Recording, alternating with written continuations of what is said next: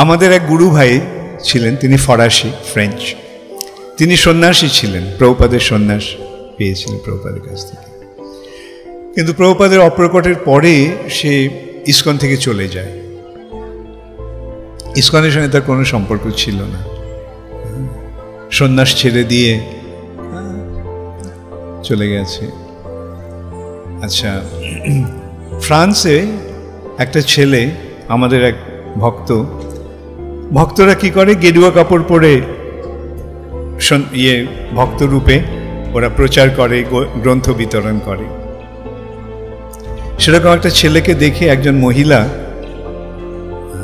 এসে জিজ্ঞাসা করলেন, আচ্ছা প্রভুপাদ কে? তো বললো যে প্রভুপাদের পরিচয় দিল। প্রভুপাদ কে? বললো কেন, আপনি কেন জিজ্ঞাসা করছেন? তো বলল যে আমার স্বামী প্রভুপাদের ভক্ত ছিলেন এবং তার ক্যান্সার হয়, এবং যখন তার মৃত্যু আসন্ন সেই সময়ে ও অনেকটা উঠে গিয়ে শুয়েছিল, উঠে গিয়ে বলল প্রভুপাদ ইউ কেম।